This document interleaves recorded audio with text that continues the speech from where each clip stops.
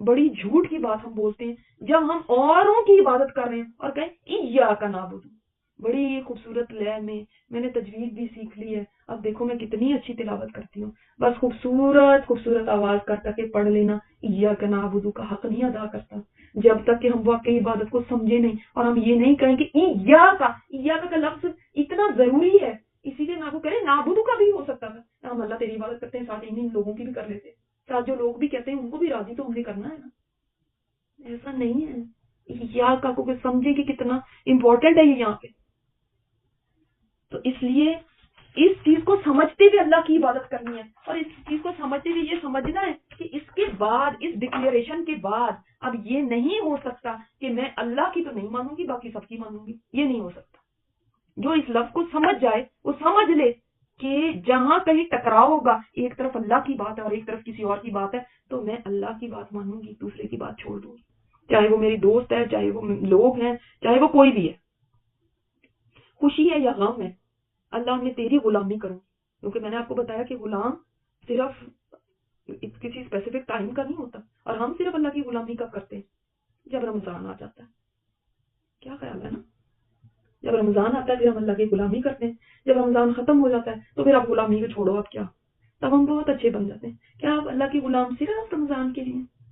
ہم تو سارا سال ہر دن کہتے ہیں ایاک نعبد، ہم ہر دن کہتے ہیں اور کتنی دفعہ کہتے ہیں، اور غلامی صرف رمضان میں. یہ کیسا کوئی غلام ہے جو رمضان آتا ہے اور اس کے بعد چلا جاتا ہے؟ اللہ اکبر. اللہ تعالیٰ ہمیں اس کو سمجھنے کی توفیق دے، کیونکہ پھر پورا قرآن جو ہے نا یہ ایاک نعبد و ایاک نستعین کی آگے تفسیر ہے کہ کیسے عبادت کرنی ہے، کیسے اللہ کو راضی کرنے والے کام کرنے. ہم عبادت کرتے ہیں، یہ پورا قرآن ہی آپ کو سکھائے گا اللہ سے محبت کیسے ہوتی ہے، اللہ کا تعارف ہے. پھر اس کے بعد وَإِيَّاكَ نَسْتَعِينُ. اب جب میں اللہ تیری عبادت کرتا ہوں نا، اللہ میں نہیں کر سکتی، اللہ میرے اندر خود کے اندر طاقت نہیں ہے. کیوں؟ اس لیے کہ شیطان انسان کے ساتھ لگا ہوا ہے. شیطان انسان کو ورغلاتا ہے. جب میں نے آپ کو شروع میں تعوذ کا معنی بتایا تھا، میں نے آپ کو بتایا تھا نا کہ شیطان کس طرح سے حملے کرتا ہے. خاص طور پہ انسان نیکی کے راستے پر جانے لگے پھر تو بہت ہی. اب جب انسان نے کہتے ایاک نعبد تو شیطان آرام سے بیٹھے گا کیا؟ نہیں. جب وہ حملے کرے گا اب ہمیں کون بچا سکتا ہے؟ اللہ اب ہمیں تیری مدد چاہیے، ہم صرف تجھ سے مدد مانگتے ہیں کیونکہ صرف تو ہی مدد کر سکتا ہے. تو اللہ کے حکموں پہ چلنا، اللہ کی عبادت کرنا، اس میں نفس بھی حائل ہوگا، اس میں ماحول بھی آپ کو ایسا ہوگا کہ جس میں آپ کو ظاہر ہے پیچھے کھینچنے والے زیادہ لوگ ملیں گے، اس میں شیطان بھی بہکائے گا. تو اللہ سے مدد مانگ لے. اللہ ہم کوشش کر رہے ہیں، اللہ تیرے حکم ماننے کی بھی کوشش کریں گے، مدد مانگ رہے ہیں کہ ہم یہ سارے نیکی کے کام ہم کر لیں، اللہ تیری اچھی عبادت ہم کر لیں. ہم مدد مانگتے ہیں، چھوٹے بڑے سب کاموں میں تیرے سے مدد مانگتے ہیں. تو اب ہم کس سے ڈائریکٹ بات کر رہے ہیں؟ دیکھیں پہلے انڈائریکٹ بات ہو رہی تھی نا، پہلے ہم کہہ رہے تھے الحمدللہ رب العالمین الرحمن الرحیم، اللہ ایسا ہے، اللہ ایسا ہے، اللہ ایسا ہے. پھر ہم نے ڈائریکٹ اللہ تعالیٰ سے بات شروع کر دی. اس کا مطلب اللہ سے بات کرنے میں کوئی رکاوٹ نہیں ہے. یہ جو لوگ کہتے ہیں نا کسی سے مدد مانگنی، اللہ سے مدد مانگنی ہے تو کسی کا واسطہ پکڑو، اللہ تک ڈائریکٹ نہیں پہنچ سکتے، تم تو بڑے گناہگار ہو، اللہ تمہاری کہاں سنے گا. او دیوانو، دیکھو تو صحیح تم ایاک نستعین میں کیا کہتے ہو، دیکھو تو صحیح تم تو خود کہتے ہو، ہر دن ہر رکعت میں کہتے ہو ہم تیرے سے مدد مانگتے ہیں. لے کر آؤ نا اس وقت کوئی وسیلہ اندر، لے کر آؤ کسی کو اندر ڈالو، پھر مانگنا اللہ سے. اللہ نے تو تمہیں شروع سورہ پہلے قرآن میں درس ہی سب سے پہلا یہ دے دیا کہ جب کچھ چاہیے ہوگا نا، مدد چاہیے ہوگی تو میرے بندے اللہ کی طرف آ جانا، اللہ سے کہنا اللہ مجھے مدد چاہیے، مانگنا مجھ سے. کیا اللہ نے یہاں پہ کہا مدد چاہیے ہوئی تو فلاں جگہ پہ پہلے جانا، اس سے کہنا، وہ پھر مجھ سے کہے گا تو پھر میں تمہاری مدد کروں، چاہے وہ کوئی ہے، ولی اللہ ہے، کوئی فلاں ہے، کوئی فلاں، کوئی بھی ہے. کیا اللہ نے یہ کہا؟ پھر ہم کیوں یہ کہتے ہیں میری تو سنی نہیں جاتی، آپ ہی دعا کریں. ٹھیک ہے، کسی کو آپ کہہ سکتے ہیں کہ آپ دعا کریں میرے لیے، مگر یہ سوچنا کہ میری نہیں سنی جاتی، فلاں کرے گا تو پھر ہوگی، یہ درست نہیں ہے.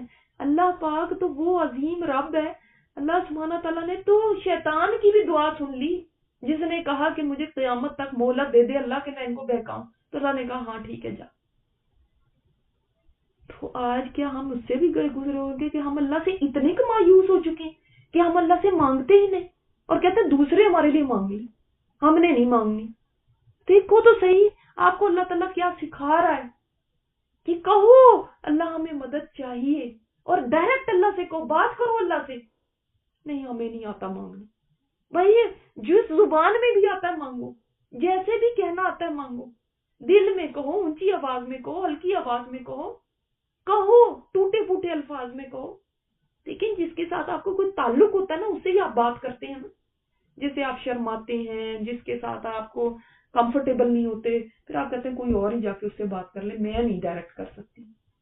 تو جب آپ نے اللہ تعالیٰ کی ذات کو سمجھ لیا اور اس سے محبت ہو گئی, تو پھر جب عبادت ہم نے کہہ دیا نا ایاک نعبد, تو ہم نے بتا دیا کہ ہمیں اللہ سے کتنی محبت.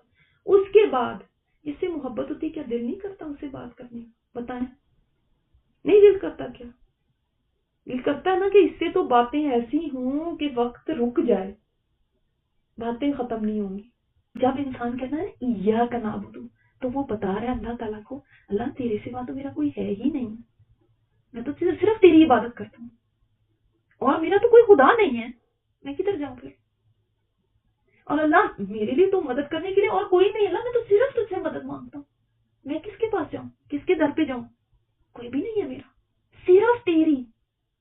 جب آپ اس طرح کہتے ہیں نا, اور واقعی دل سے کہہ رہے ہوتے ہیں, تو پھر اللہ کو بھی پتا ہے کہ واقعی میرے اس بندے کے پاس کوئی اور در نہیں ہے جہاں یہ جائے. جبھی تو وہ ایک حدیث میں آتا ہے نا کہ پھر اللہ تعالیٰ کہتا ہے کہ میرے بندے کو پتا ہے نا کہ اس کا رب ایک ہے جو اس کو معاف کرتا ہے, تو یہ میرے پاس بار بار چل کے آ جاتا ہے, تو میں نے اس کو معاف کیا. یہ اس سے آپ یہ سوچیں کہ جب آپ نے ایاک کا کہہ دیا نا, تو آپ نے بہت بڑی بات کہہ دی. مت پھر جاؤ ادھر ادھر سہارے ڈھونڈو, مت پھر کہیں اور ماتھے ٹیکو, مت کسی اور کے آگے ہاتھ اٹھاؤ. ہاں آپ کسی سے ہیلپ کے لیے کہہ سکتے ہیں, مثلا آپ نے بچے کو کہا مجھے پانی دے دو, یہ بھی ایک ہیلپ ہی مانگنا ہے. لیکن جب آپ نے کسی کو کہا ہیلپ کے لیے, یا کسی نے آپ کی ہیلپ کی, تو وہ بھی کس کے اذن سے کی. اگر وہ بچہ اٹھا, وہ بچہ چلا, وہ پانی لے کر آیا, وہ پانی کس نے دیا, وہ بچے کو چلایا کس نے, اس کو ہمت کس نے دی, اس کو یہ توفیق کس نے دی کہ وہ اٹھ جائے؟ اللہ نے دی ہے نا. تو پیچھے تو ساری چیزوں کے اللہ ہی ہے. جہاں سے بھی ہمیں کہیں سے بھی ہیلپ ملتی ہے, وہ بھی اللہ تعالیٰ نے کسی کے دل میں ڈالا ہوتا ہے. تو اس بات کو سمجھیں, یہ بہت بڑی بات ہے, یہ بہت بڑی بات. یہ تو ہمارے لیے بڑا پیارا کلمہ ہونا چاہیے, ایاک نعبد و ایاک نستعین. جب ہم کہیں تو اس میں اتنا پیار ہونا چاہیے کہ اللہ کہاں جائیں پھر, اور ایاک نعبد و ایاک نستعین, کدھر جاؤں پھر میں, اور میرا تیرے سوا کوئی ہے ہی نہیں, صرف تو ہی تو ہے جس کی میں عبادت کروں, صرف تو ہی تو ہے جس سے میں مدد مانگتا ہوں. کہاں جاؤں اور, تو ہی بتا, تو نے تجھے سکھایا, تیرے پاس نہ ہوں تو کدھر جاؤں. تو پھر اللہ کو بھی پیار آئے گا کہ میرے اس بندے کے پاس واقعی اور کوئی نہیں, اس کا تو میں ہی سہارا ہوں نا, تو کیوں نہ مدد کرے گا. مگر سنسیریٹی چاہیے, اخلاص چاہیے, اس بات کو کہنے کے لیے وہ دل چاہیے جس میں واقعی صرف پھر اللہ ہی ہو اور نہ ہو. پھر بات سمجھ آ گئی؟